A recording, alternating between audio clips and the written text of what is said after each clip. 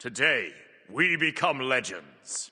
Patch 11.3 brings some insane balance changes, a returning old game mode, plenty of skins, and more. Here's your quick patch day recap of everything you need to know. Kicking things off with skins. The Fallen Zeus is a new tier 5 skin, and along with Nightstalker Neath, these skins are acquired by purchasing a Smite 2 Founders Edition and are of course cross-gen. Embalmed Anubis is part of the calendar event. Play one match a day for at least 6 days in the next 2 weeks and get this skin for free. The Nether Beasts event brings Death's Reign Chak, Shadow Sentry Cerberus, and Headhunter Kurnonos.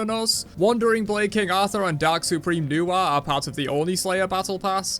Cosmic Executioner Thanatos and Bionic Overlord Odin are in the Immortal Honor event, and finally, Slasher Loki is in the Death Squad chest. If you're wanting to pick up some gems for these new skins, there's a 33% off sale going on over at my Creator Nexus right now. Buying gems from here supports the channel at no extra cost to you, so huge thanks to anyone who uses my Nexus link below to pick up some gems. The Domination game mode will be returning this patch with a bunch of changes from the old version. There are 3 capture points, and holding them deducts tickets from the enemy team. First to 0 tickets loses. The following gods are now banned from Duel, and the following gods are now unbanned from Duel. Pause the video if you want to read them. Moving on to some item balance changes. First up, Envenomed Executioner's anti-heal and anti-shield effect now stacks up over 4 basic attacks, just like the Protection Shred, instead of all at once. Mannequin Scepter and Mace will now heal you regardless of if the burn was applied to a jungle monster first, making it much more consistent for sustain. Wing Shard and Vision Shard are now 90 seconds instead of 120. Soul Eater gets 5 more power on the regular and evolved version for 10 total. Book of Thoth now has 10 less base power. Enchanted Spear, the tier 2 for Divine Ruin and Spear of Deso, now has 5 flat penetration. Doomorb gets 5 more power, and both it and the tier 2 now have flat penetration instead of percent penetration. 5 on the tier 2 and 10 on the tier 3. The following items have had their power increased by a small amount. Spear of Desolation gains 10, Divine Ruin gains 5, Roller Tahuti gains 5, Charon's Coin gains 10, Soul Gem gains 10, Spear of the Magus gains 10, and Demonic Grip also gains 10. Sphinx Bauble no longer has the protection and healing dealt debuffs. This item just now increases your cooldown cap with no other effects. Moving on to some general god balance. First up, Kronos gets a reduced cooldown on his 3 in the early ranks, but the same at max rank. Serket gets 2 seconds off of her 2's cooldown at all ranks. Hell's Dark Stance 2 now debuffs more protections at later ranks, but the same at rank 1. Guan Yu's heal has been increased by 20 at all ranks. And finally, for general god balance, Baka's Belly Flop gains some damage in the later ranks. We have some quality of life changes for gods this patch, with a bunch of timing changes for certain abilities and basic attacks to make them better match their animation. This is happening for Chiron, Charon, Kukulkan, Skadi, Medusa, Sylvanas, Jonqui, and Kurnonos.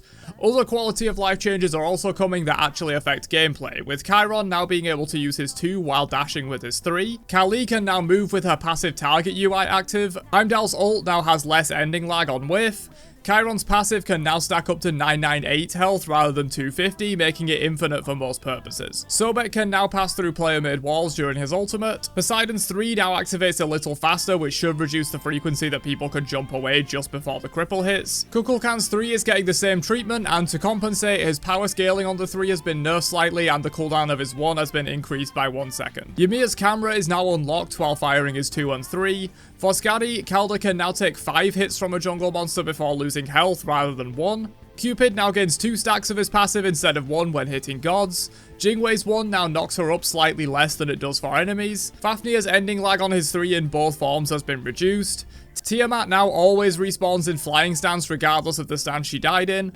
Bastet can now cancel her jump after using it to put it on cooldown early. Freya can do the same with her 1, and the cooldown has been reduced from 11 seconds to 8 seconds. And finally, for quality of life changes, Artemis can now place traps slightly faster. But we're still not done with god balance for this patch, as we can now talk about some of the more major, spicy god changes coming with 10.3. First up, Eset's 1 now fires roughly 25% faster and has 5% faster projectile speed. Terra now has access to her 1 at level 0 with no point investment, meaning she can interact with her walls or monolith without taking a point in the ability. However, with 0 points invested, the ability has an extended cooldown and deals no damage. Cthulhu no longer has to channel his 2, so he can take other actions while it completes, and the cast time has been reduced dramatically. Agni is no longer self-rooted while casting his ultimate, but is instead slowed by 50%. Zeus can now recall his shield by reactivating the ability to put it on cooldown early. Enemies hit by the shield also now gain a charge from his passive. Odin's Raven Shout now always deals the bonus damage regardless of if the shield was full or not, and its 3 is also being changed. The second pulse homing projectile is gone, so there are now just 2 pulses, with the first being attack speed and the second being a stun. The damage remains the same though, so each pulse now does more damage than it did before to compensate for the lack of a third pulse. And finally, the spear throw attack from this now has minion knockback. Arachne no longer needs to hit consecutive basic attacks to get her 2 stun, and it now requires 3 basic attacks instead of 2. Xingchen now gains temporary max health from his passive stacks and inherently has uncapped HP 5 regen. Shiva's dash will no longer stop on walls, and he gains mitigations while dashing as well instead of just while in the pillar. And finally, Athena no longer gains block stacks from her 1, but instead gains stacks of 60% mitigation against the next basic attack that hits her. But her passive reach auto attacks now also provide these mitigation stacks when hitting gods once per reach. But that's everything you need to know about patch 11.3. Good luck in your games.